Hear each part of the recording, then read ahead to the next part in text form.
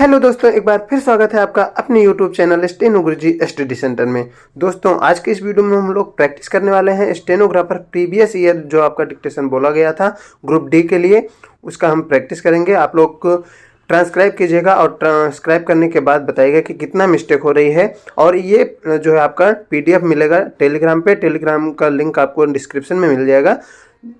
अगर वहाँ से आप नहीं जुड़ पा रहे हैं तो आप गूगल प्ले स्टोर से इंस्टॉल करके उसमें स्टेनो गुरुजी स्टडी सेंटर सर्च करेंगे, तब भी आप जुड़ जाएंगे। और ये PDF दोस्तों जो रहेगा विथ आउटलाइन के साथ है, ठीक है। जिस तरीके से गाइड होती है सेम वैसे ही आपको ये PDF मिलेगा। ज़्यादा देरी न करते हुए हम प्रैक्टिस कर लेते हैं। रेडी? 5 second, start. अध्यक्ष महोदय, मैंने सदन में अपना पहला भाषण करते हुए देश में लोकतांत्रिक व्यवस्था लागू करने की मांग की थी। संसद की अस्थायी समिति के सदस्य की हैसियत से मैंने दुनिया के कई प्रजातांत्रिक देश का दौरा किया है। इस दौरान मैंने यह अनुभव किया है कि संसार के बहुत से देशों में पूर्ण लोकतांत्रिक व्यवस्था का विकास हो रहा है। शासक और शासित वर्ग के बीच संबंधों में सब तरह के परिवर्तन हो रहे हैं। मैं समझता हूँ कि अब हमें भी एक ऐसे शब्द पर विचार करने की ज़रूरत है जिसमें आमतौर पर घृणा की जाती है। वह शब्द संप्रदायवाद है। जब हमारे देश में अंग्रेज़ों का शासन था और हम स्वतंत्रता की लड़ाई लड़ रहे थे, तब भी हम इस शब्द से परिचित थे। कुछ हद तक वही भाव आज भी इस शब्द से जुड़ा हुआ है।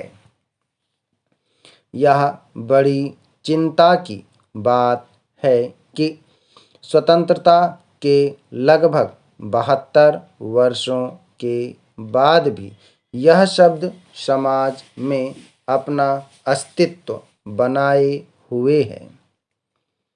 मैं समझता हूँ कि भारत में गणतंत्र लागू होने तक इस शब्द में कुछ सीमा तक वे भाव बाकी थे, परंतु बड़ी खुशी की बात है कि पिछले कुछ वर्षों में जब से समाज में नव चेतना का संचार हुआ, धीरे धीरे वे भाव समाप्त होने लगे हैं। लंबे समय के बाद केंद्र में बनी पूर्ण बहुमत वाली हमारी सरकार में संप्रदायवाद की समस्या से निपटने के लिए कहीं बेहतर प्रयास किए हैं। सभी सरकारी कामकाज लोकतांत्रिक तरीके से करने की व्यवस्था लागू कर दी गई है। अगर हमें लोकतंत्र को सही दिशा में ले जाना है तो हमें यह अच्छी तरह समझ लेना चाहिए कि लोकतंत्र का मतलब क्या है। लोग लोकतंत्र को कैसे प्रभावित करते हैं। मुझे लगता है कि देश की शासन व्यवस्था को उचित ढंग से चलाने के लिए संप्रदायवाद की समस्या को समूल नष्ट करना ही होगा। हम भारत के लोग आज इस बात पर गर्व कर रहे हैं कि हमारी सरकार इस दिशा में तीव्र गति से आगे बढ़ रही है। अध्यक्ष जी, संविधान में सरकार पर नियंत्रण रखने के लिए संसद की व्यवस्था की गई है। हमारे देश की शासन व्यवस्था में संसद ही सर्वोपरि है। यह तो हम सभी जानते हैं कि संसद के सदस्यों का चुनाव लोकतांत्रिक प्रणाली से होता है। यह भी जाहिर है कि संसद जिन समस्याओं पर विचार करती है और उससे निपटने के लिए जो कानून बनाती है वे राष्ट्रीय महत्व के होते हैं। संसद की कार्यप्रणाली को समझने वाले लोग यह भली भांति जानते हैं कि एक तरह से भारत की 135 करोड़ जनता भी उन समस्याओं पर विचार करती है। मैं आपकी अनुमति से कुछ और भी कहना चाहता हूँ। संसद में बैठे जनता के प्रतिनिधि जनता के सामान्य भावनाओं के अनुरूप ही काम करते हैं। चूँकि सरकार को संसद के माध्यम से नियंत्रण में रखना आवश्यक है, इसलिए जनता निश्चित अवधि पर सरकार को उसके पद के हटाने की शक्ति रखती है। इसके अतिरिक्त लोगों में कि मीडिया लोकतंत्र का चौथा स्तंभ होता है, जो परिवर्तन योग्य मुद्दे को लेकर वातावरण बनता है।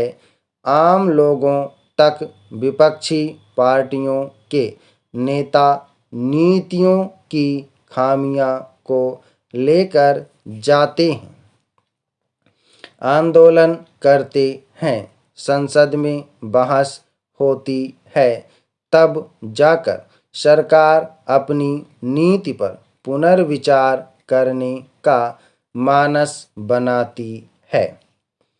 इस प्रकार लोकमत का प्रत्यक्ष या एक परोक्ष दबाव बनाते हैं। कई बार ये दबाव परस्पर विरोधी भी माने होते हैं, क्योंकि इनके पीछे समाज के विभिन्न वर्गों के सामूहिक हित होते हैं। इन सभी पक्षों के हित को ध्यान में रखते हुए सरकार अपनी नीतियों में परिवर्तन करती है, ताकि सभी को कुछ न कुछ संतुष्टि मिल सके। अध्यक्ष महोदय, पुराने जमाने में शासक वर्ग केंद्रीकृत होता था, जो अब संभव नहीं है क्योंकि अब हमारे देश की शासन व्यवस्था विकेंद्रीकृत हो चुकी है। शासन की सारी शक्तियां एक हाथ में नहीं हैं। अब हमारी नई पीढ़ी अपनी भलाई बुराई के बारे में स्वतंत्र विचार रखती है। शिक्षा के अभाव में पहले लोग इतने जागरूक नहीं थे, वह शीघ्र ही नेताओं के प्रलोभन में आ जाते थे। परंतु पिछले 5 वर्षों में हमारी सरकार द्वारा जितनी भी नीतियां लागू की गई हैं, उन सब के पीछे जनमत की सहमति या समर्थन रहा है।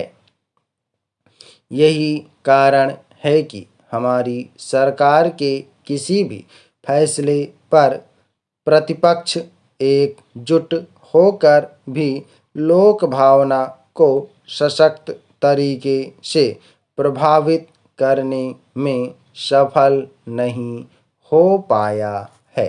समाप्त। ओके दोस्तों, आप लोग इसको प्रैक्टिस करें। सभी लोग मैटर को प्रैक्टिस और ट्रांसक्राइब करेंगे 80 शब्द प्रति मिनट की स्पीड से।